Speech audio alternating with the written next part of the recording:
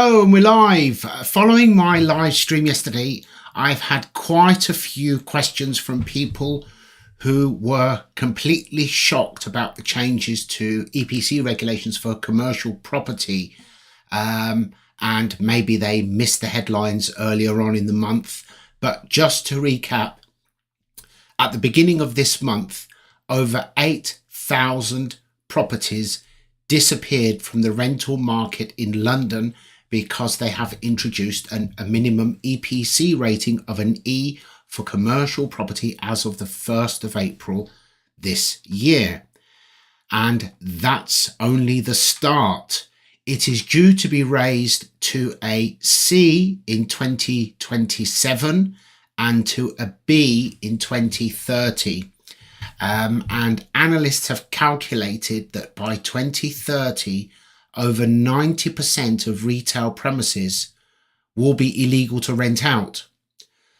And the vast majority of those businesses will close down because the landlords simply won't invest the colossal amount of money, which nationwide runs into billions, to bring these properties up to the rating of a C and then a B, because the government just cannot be trusted. They could change the goalpost the following year. So point one is that this will affect small businesses more than larger businesses in terms of office space, as there are so many offices out of circulation in London now. That's only going to serve to make it harder for small businesses to find suitable office premises and certain retail premises, of course. But as the minimum rating rises, it will push small shop holders out of business. You may have a thriving business in a shop, wherever it may be, in a high street or secondary prime location that's doing very, very well, and either at the next rate increase or the one after, you could find that you will have no choice but to close down. 2030 is only 7 years away, and obviously 2027 is only 4 years away. So you need to establish where you are, what the rating of your current premises are, and if you are below a C, then you need to plan from now what you will do come 2027, and looking further along, what you will do in 2030. Assuming that you want to continue trading, you only have 2 or 3 options, really. One is to start negotiating with the landlords from now to get the EPC rating of your property improved. And more than likely, you will be held over a barrel, because the problem is that if you approach the landlord, if your landlord knows that you are a thriving business and you need to stay, the landlord's going to refuse to do any work, leaving you to foot the bill. So you need to be very, very careful how you negotiate. The second option is that you consider buying the freehold to your premises wherever you are now, if it becomes available. As we get closer to the dates, it may well be that landlords may decide to sell these older properties or properties that don't meet the new requirements. But if they don't and you've left it too late, then you could find yourself having to literally shut up shop. Or the other alternative is to look at relocating in the near future when you find somewhere with a much higher EPC rating, because when the premises are empty, it's much easier to make changes to improve the rating of a property, because obviously it's not fitted out with equipment and stock and it's not trading. So a vacant premises might be easier to get to the required standard, and then you can relocate.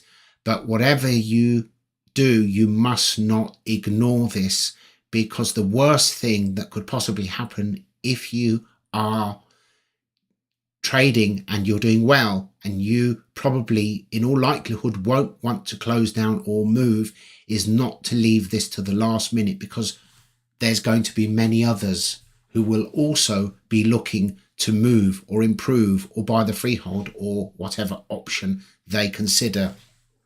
But overall, this is going to be catastrophic for the high street. It will be the last nail in the coffin. As I said yesterday, this obsession to rush hurtling towards net zero at the pace that we are is going to bankrupt the country. It is bankrupting the country. There are many landlords of residential properties who are selling up and moving out because they don't want to face the massive bills of bringing properties up to the new requirements that are almost certain to come in 2025. And many of you may be thinking, well, good, those properties may come onto the market. Perhaps. The problem is that many of these properties and many properties that are suitable for renting that are coming on the market are being bought by corporations, institutional investors, and that's not doing anybody any favors, because once the properties go into the hands of the institutional investors, they don't come back onto the market again. And the whole idea of the private landlord, the whole idea of the assured short hold tenancy, was to give people the opportunity, exactly as the name says, to have an assured short hold tenancy, minimum of 12 months, so that they can move around with their jobs, because that is what our country needed and now more than ever needs. So if all of these properties that are being rented out on ASTs by private landlords begin to dwindle, and even if there are more properties available by housing associations, which are basically businesses in disguise, and I might add here that some of the worst landlords in the country are housing associations, not individual private landlords. Yes, there have been rogue private landlords, but we're talking one here, one there. Whereas with housing associations, there are associations that have hundreds and hundreds and hundreds of properties, and they are all below standard, and they seem to be doing nothing about it. And some of the worst disasters that we've had, catastrophes in the last year and fatalities, have been in housing association properties. So we need to keep that in mind. And yes, the loss of short-term property is really damaging to the economy, because the days of somebody renting a property from the council and then getting a job at the factory at the bottom of the street and working there forever are over.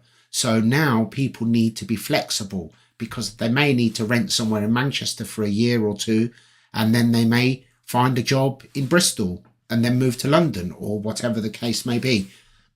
That was the whole purpose of introducing the assured short hold tenancy. The idea behind it was very, very good.